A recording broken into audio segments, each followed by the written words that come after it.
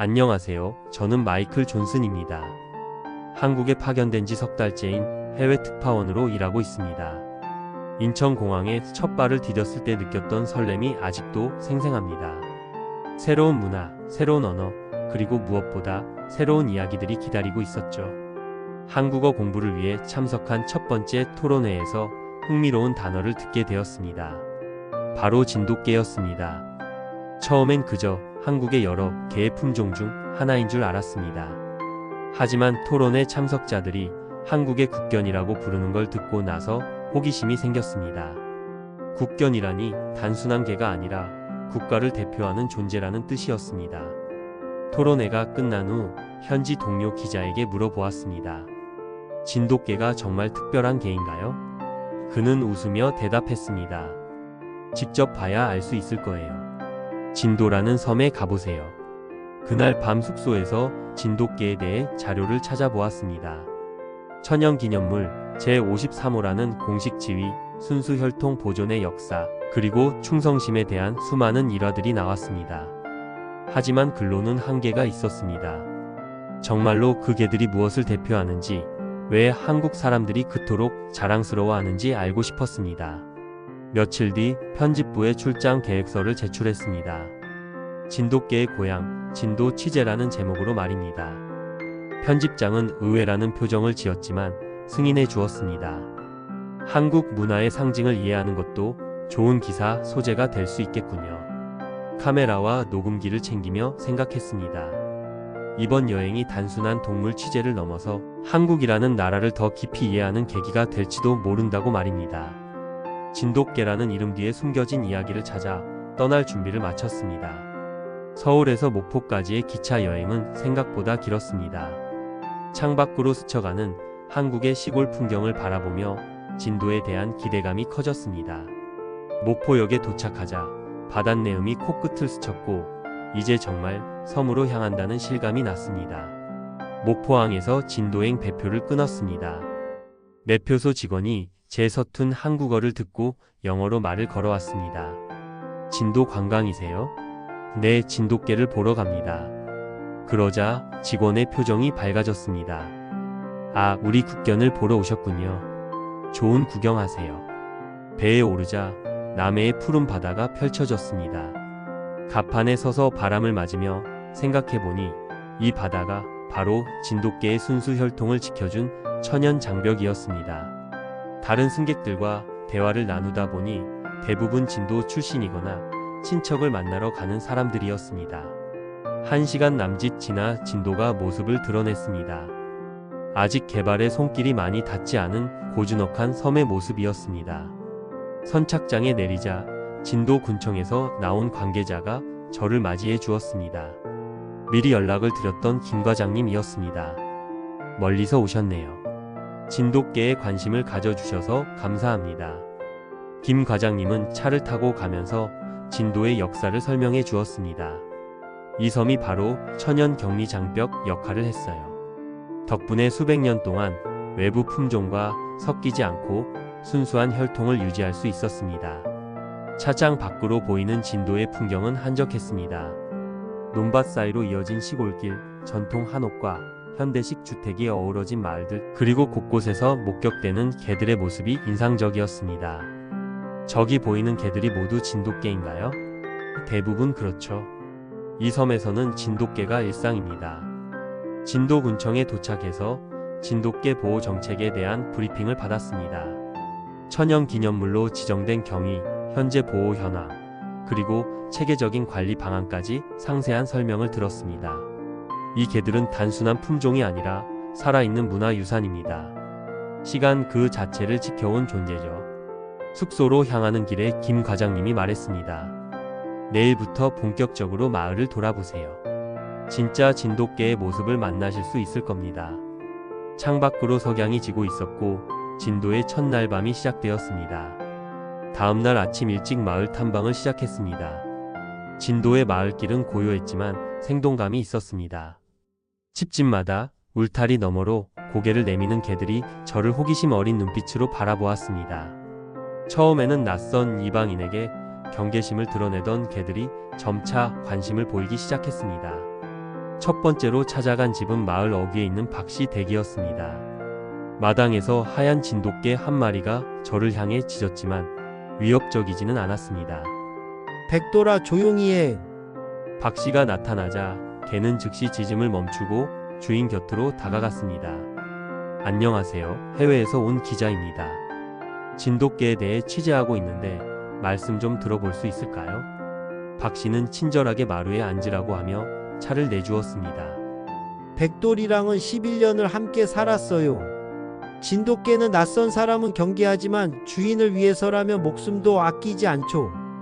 백돌이는 박씨 옆에 조용히 앉아 저를 관찰하고 있었습니다. 그 눈빛에는 지능과 침착함이 동시에 느껴졌습니다. 이 녀석이 집을 지켜주는 건 물론이고 새벽에 사냥 나갈 때도 함께 다녀요. 한 번은 제가 산에서 길을 잃었는데 백돌이가 집까지 안내해 줬어요. 점심시간이 되자 박씨는 저를 다른 마을 사람들에게 소개해 주었습니다. 마을 회관에서 만난 할머니들은 저마다 진돗개와의 추억을 들려주었습니다. 우리 누렁이는 집 나간 손자를 찾아다 줬어. 옆집 강아지가 오물에 빠졌을 때 우리 개가 사람들을 불러왔지. 오후에는 마을을 걸으며 진돗개들의 일상을 관찰했습니다. 어떤 개는 주인과 함께 밭일을 하고 어떤 개는 마당에서 낮잠을 자며 또 어떤 개는 아이들과 함께 뛰어놀고 있었습니다. 이들은 애완동물이라기보다는 가족의 일원이자 동반자였습니다. 한 할아버지가 저에게 말했습니다. 진돗개는 단순히 개가 아니야. 우리 조상들과 함께 살아온 동반자지.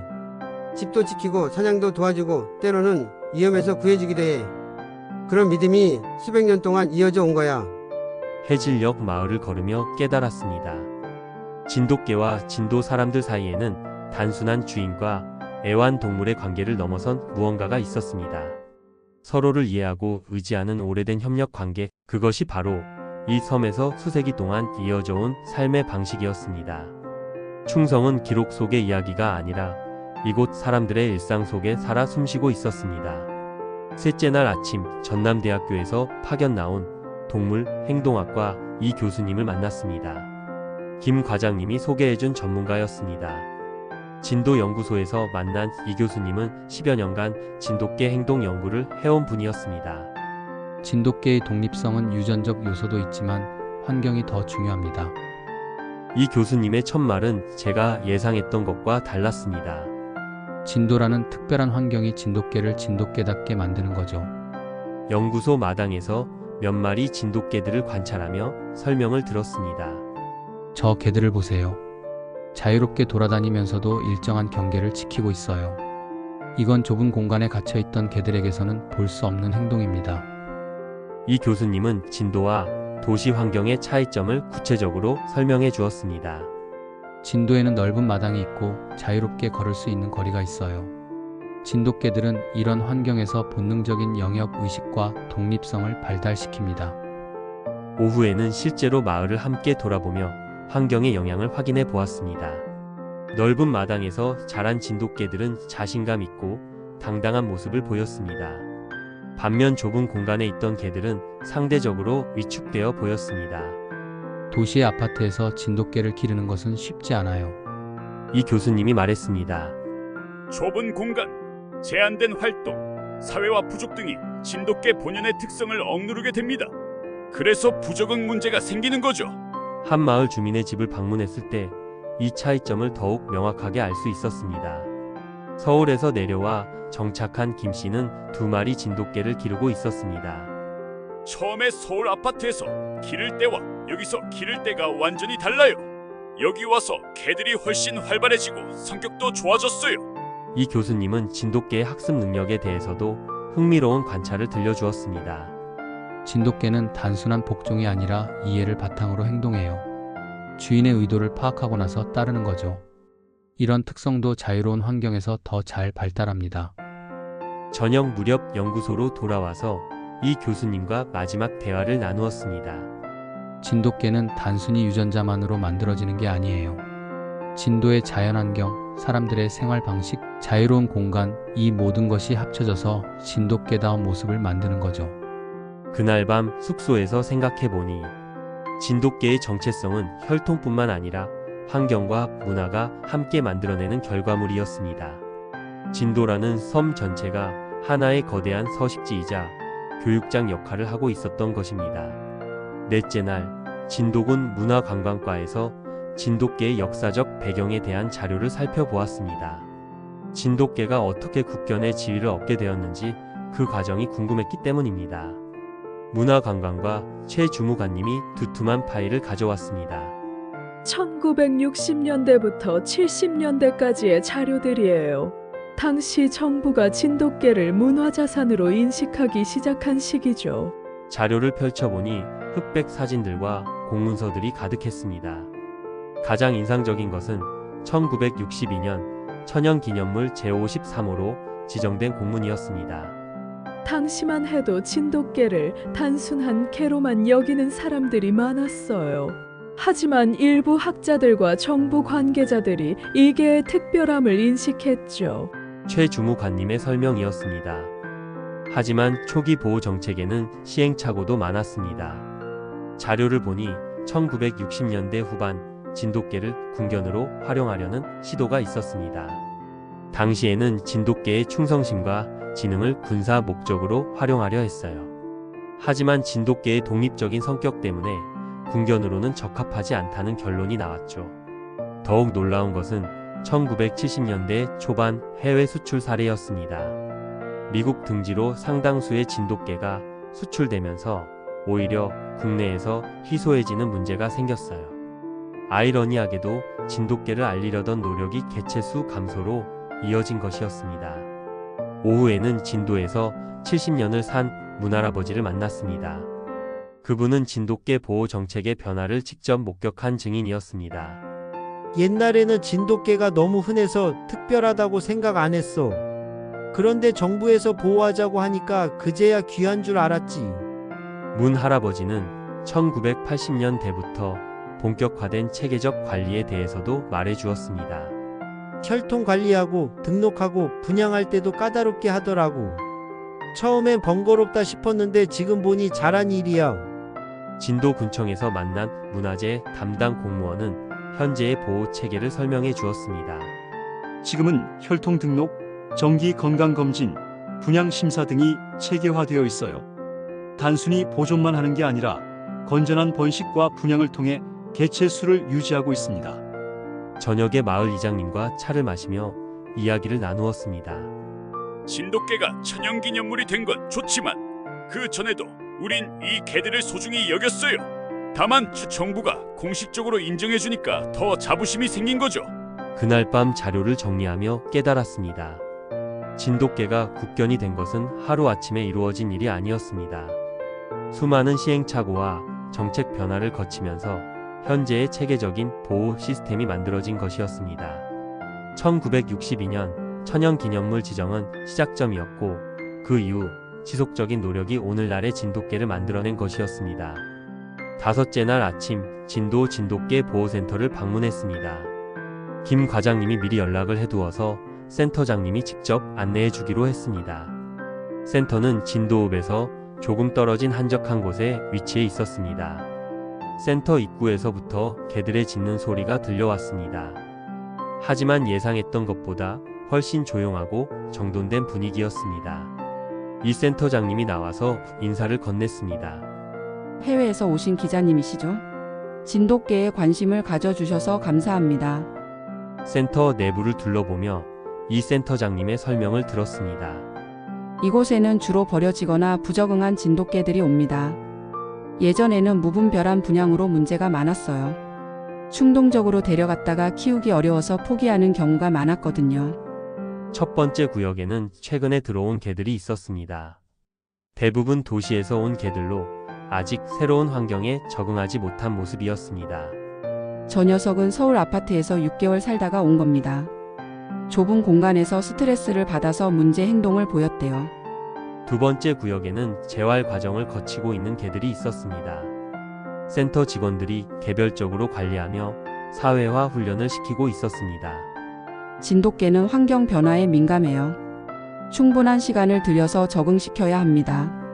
세 번째 구역에서 인상적인 장면을 목격했습니다. 한 마리 진돗개가 조용히 누워 있으면서도 주변을 살피고 있었습니다. 그 개와 눈이 마주쳤을 때 느낀 감정은 특별했습니다. 침착하면서도 똑똑하고 위압감 없는 당당함이 느껴졌습니다. 저 개는 성격이 특별해요. 원래 주인이 이사를 가면서 데려올 수 없어서 맡긴 건데 새로운 가족을 기다리고 있어요. 이 센터장님이 설명했습니다. 지금은 성격 검사를 거쳐서 분양을 결정합니다. 단순히 예쁘다고 데려가는 게 아니라 키울 능력과 환경을 꼼꼼히 확인해요. 센터 사무실에서 분양 절차에 대한 자세한 설명을 들었습니다. 진돗개 성격 검사, 분양 희망자 면접, 사육 환경 확인, 사후 관리까지 체계적으로 진행됩니다. 처음엔 번거롭다고 하는 분들도 있지만 개와 사람 모두를 위한 일이에요. 오후에는 센터에서 진행하는 교육 프로그램을 참관했습니다. 진돗개를 분양받으려는 가족들이 와서 개의 특성과 사육 방법을 배우고 있었습니다. 진돗개는 다른 품종과 달라요. 독립적이고 자존심이 강하니까 그에 맞는 방식으로 대해야 해요. 한 참가자가 질문했습니다. 아파트에서도 키울 수 있나요? 강사는 솔직하게 대답했습니다. 불가능하지는 않지만 쉽지 않아요. 충분한 운동과 관심이 필요하고 무엇보다 개의 성격을 이해해야 합니다. 센터를 나서며 이 센터장님이 마지막으로 말했습니다. 진돗개 보호는 단순히 개체수를 늘리는 게 아니에요. 올바른 사육 문화를 만들고 사람과 개가 행복하게 살 수 있는 환경을 조성하는 것이 목표입니다. 여섯째 날, 진도에서 개 훈련소를 운영하는 정조련사를 만났습니다. 30년간 진돗개만 전문으로 다뤄온 베테랑이었습니다.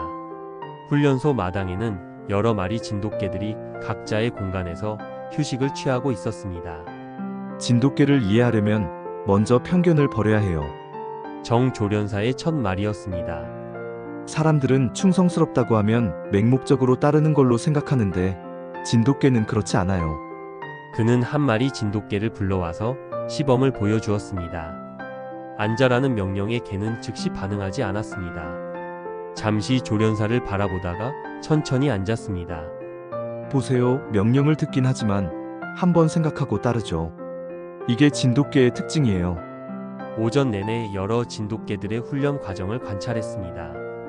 같은 명령이라도 개마다 반응하는 방식이 달랐습니다. 어떤 개는 빠르게 따르고 어떤 개는 자신만의 방식으로 해석해서 행동했습니다. 진돗개는 복종하는 게 아니라 협력하는 거예요. 점심시간에 정조련사와 깊은 이야기를 나누었습니다. 진돗개의 충성심은 맹종과 다릅니다. 주인을 섬기는 게 아니라 이해할 때 따르는 거죠.